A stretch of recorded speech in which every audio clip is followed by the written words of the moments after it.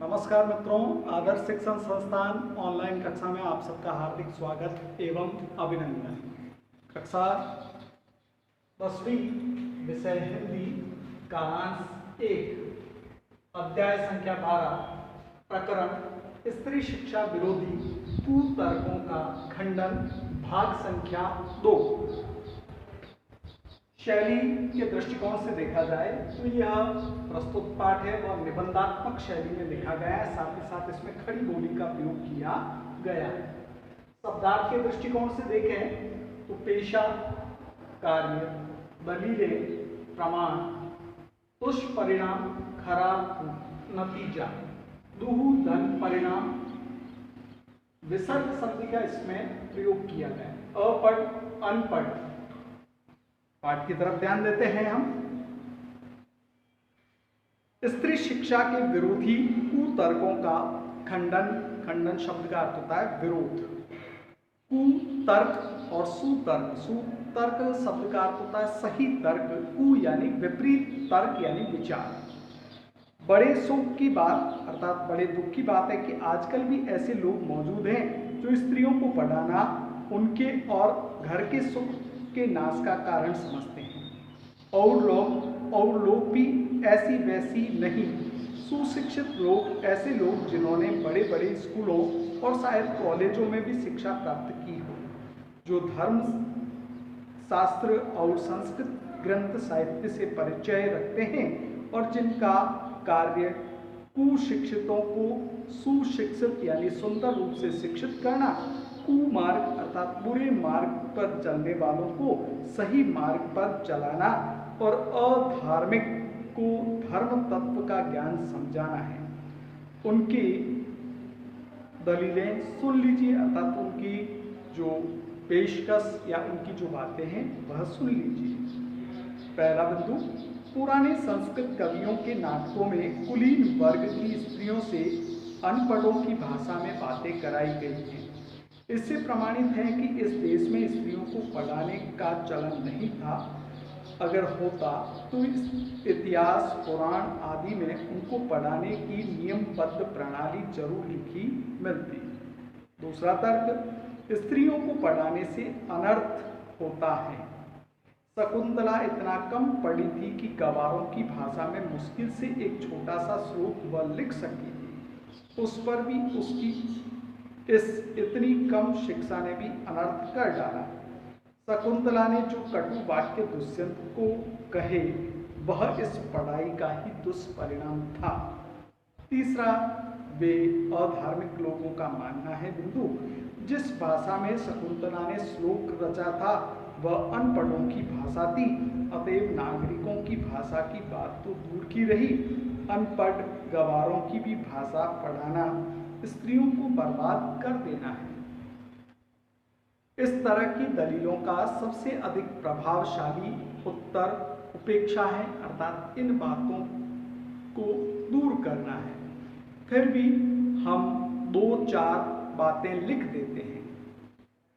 लेखक ने अपने इस प्रस्तुत निबंध में लिखा है, नाटकों में स्त्रियों का प्राकृत भाषा में बोलना उनके अनपढ़ होने का प्रमाण नहीं है। अधिक से अधिक इतना ही कहा जा सकता है कि वे संस्कृत न बोल सकती थी। संस्कृत न बोल सकना न अनपढ़ होने का प्रमाण है और न गवार होने का प्रमाण।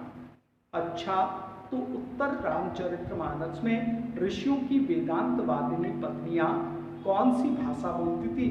निश्चित रूप से उनकी भाषा प्राकृत भाषा थी। उनकी संस्कृत क्या कोई गवारीय संस्कृत थी? भवभूति और कालिदास आदि के नाटक जिस जमाने के हैं उस जमाने में शिक्षितों का समस्त समुदाय संस्कृत ही बोलता था। इसका प्रमाण पहले कोई दे सकता है या ले सकता है, तब प्राकृत बोलने वाली स्त्रियों को अनपढ़ बताने का साहस करके दिखाएं। इसका क्या सबूत है कि उस समय में बोलचाल की भाषा प्राकृत नहीं थी? सबूत तो प्राकृत के चलन के ही मिलते हैं। प्राकृत यदि उस समय की प्रचलित भाषा नहीं होती तो बौद्धों तथा जैनों के हजारों ग्रंथ उसमें क्यों लिखे जाते और भगवान शाक्य मुनि तथा उनके शिष्य प्राकृत में ही क्यों उपदेश देते? बौद्धों के त्रिपिटक, विनय पिटक, अभिधम्म पिटक और सुत्त पिटक ग्रंथों की रचना प्राकृत में किए जाने का एकमात्र कारण यही है कि उस जमाने में प्राकृत ही सर्वसाधारण लोगों की प्रधान भाषा थी। इसलिए प्राकृत बोलना और लिखना अनपढ़ और अशिक्षित होने का चिन्ह नहीं है। जिन पंडितों ने गाथा सप्तशती, सेतुबंध महाकाव्य और कुमार पाल चरित्र आदि ग्रंथ प्राकृत भाषा में बनाए हैं, वे यदि अपढ़ और गवार थे तो हिंदी के प्रसिद्ध से भी प्रसिद्ध अखबार का संपादन इस समय में अनपढ़ और गवार कहा जा सकता है, क्योंकि वह अपने समय की प्रचलित भाषा में अखबार लिखता है। हिंदी, बांग्ला आदि भाषाएं आजकल की प्राकृत भाषाएं हैं। सौरसैनी, मागधी, महाराष्ट्री और पाली आदि भाषाएं उस समय की थी। प्राकृत पढ़कर भी उस समय में लोग उसी तरह सभ्य, शिक्षित और पंडित हो सकते थे जिस तरह की हिंदी, बांग्ला, मराठी आदि भाषाएं पढ़कर इस जमाने में भी हम हो सकते हैं।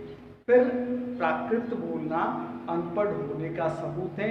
यह बात कैसे मानी जा सकती है या इसे हम कैसे स्वीकार कर सकते हैं? जिस समय आचार्यों ने नाट्य शास्त्र संबंधी नियम बनाए थे, उस समय सर्वसाधारण यानी सभी साधारण लोगों की भाषा संस्कृत नहीं थी। चुने हुए लोग ही संस्कृत बोलते या बोल सकते थे। इसी से उन्होंने उनकी भाषा संस्कृत और दूसरे लोगों तथा स्त्रियों की भाषा प्राकृत रखने का नियम कर दिया था। आज के लिए इतना।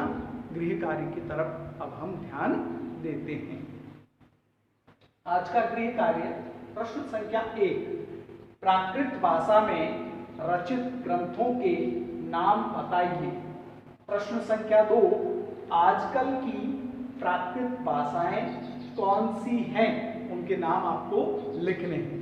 धन्यवाद। आज के लिए इतना।